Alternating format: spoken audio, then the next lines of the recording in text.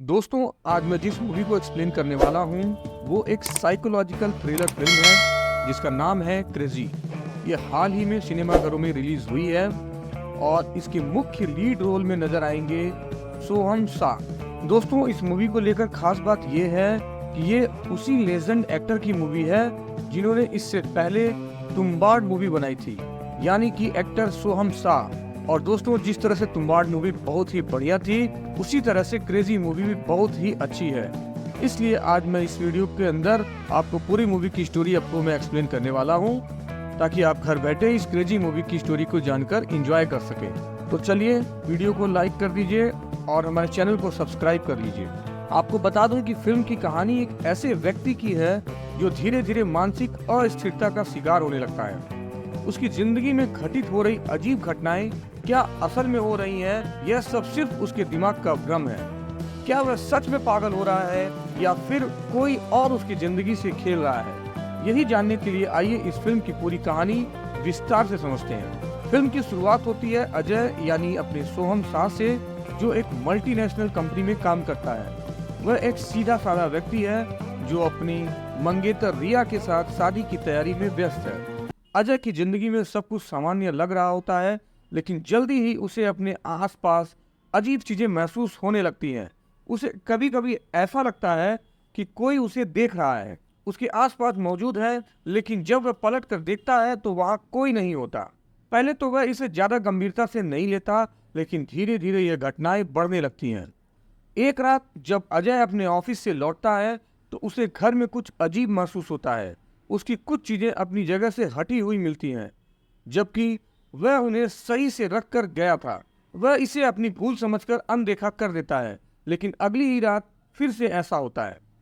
अब अजय को यकीन होने लगता है कि या तो कोई उसके घर में आकर चीजें हिला रहा है या फिर वह खुद अपने होश खो रहा है। धीरे धीरे अजय को ऐसा लगने लगता है कि वह किसी अदृश्य शक्ति से घिरा हुआ है। ऑफिस में भी उसे अपने सहकर्मी अजीब लगने लगते हैं। उसे ऐसा महसूस होता है कि वे लोग उसे लेकर के कुछ छुपा रहे हैं, लेकिन जब किसी से बात करता है तो उसे कोई ठोस जवाब नहीं मिलता है। अब अजय के अंदर डर बढ़ने लगता है। कभी कभी वह अकेले कमरे में होता है, लेकिन उसे लगता है कि कोई उसके कानों में फुसफुसा रहा है।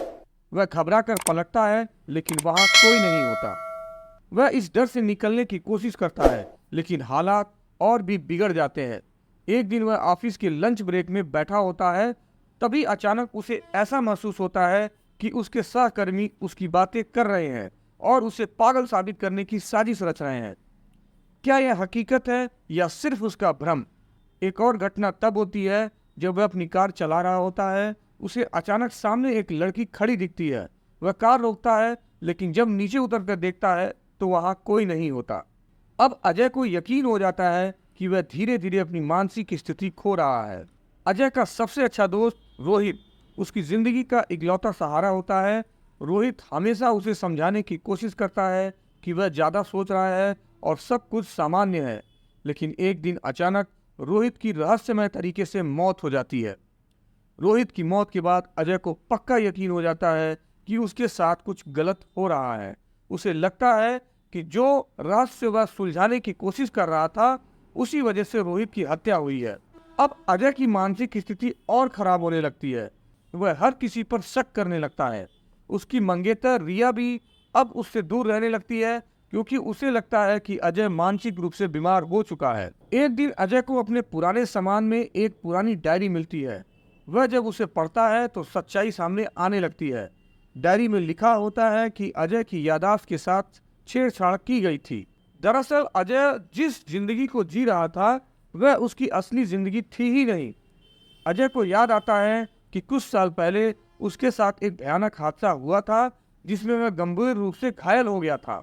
उसे एक मानसिक अस्पताल में भर्ती किया गया था, जहां पर उसके दिमाग की कई यादों को मिटा दिया गया था।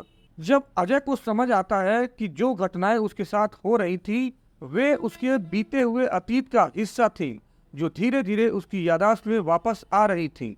अब अजय इस सच्चाई को समझने की कोशिश करता है। वह उन लोगों को खोजने निकलता है जिन्होंने उसकी याददाश्त के साथ छेड़छाड़ की थी। अंत में उसे एक बहुत बड़ा खुलासा होता है। उसका अपना दिमाग ही उसका सबसे बड़ा दुश्मन बन चुका था, जो लोग उसे दुश्मन लग रहे थे वे दरअसल उसे बचाने की कोशिश कर रहे थे, लेकिन उसकी दिमाग की बीमारी इतनी बढ़ चुकी थी कि उसे हर कोई अपना दुश्मन नजर आने लगा था। फिल्म की आखिरी सीन में दिखाया जाता है कि अजय को एक मानसिक अस्पताल में भर्ती कराया जाता है। डॉक्टरों का कहना होता है कि अगर उसकी मानसिक स्थिति में सुधार नहीं हुआ तो उसे हमेशा के लिए अस्पताल में ही रहना पड़ेगा। फिल्म एक ओपन एंडिंग के साथ खत्म होती है दोस्तों, जहां यह सवाल उठता है कि क्या अजय वापस अपनी असली जिंदगी जी पाएगा या फिर वह हमेशा के लिए अपने ही दिमाग के जाल में फंस जाएगा। तो दोस्तों, क्रेजी एक बेहतरीन साइकोलॉजिकल थ्रिलर फिल्म है जो हमें यह सोचने पर मजबूर कर देती है कि कभी कभी जो हम सोचते हैं वह सच होता है भी या नहीं। क्या हमारा दिमाग ही सबसे बड़ा भ्रम पैदा कर सकता है? अगर आपको माइंड बेडिंग और सस्पेंस से भरी फिल्में पसंद हैं तो क्रेजी आपको जरूर पसंद आने वाली है। आपको फिल्म का कौन सा मोमेंट सबसे ज़्यादा पसंद आया हमें कमेंट बॉक्स में बताएं। हमारे इस वीडियो को लाइक करें, शेयर करें और हाँ, हमारे इस चैनल को सब्सक्राइब करना बिल्कुल ना भूलें। मिलते हैं दोस्तों किसी नेक्स्ट वीडियो में, तब तक के लिए दोस्तों अलविदा।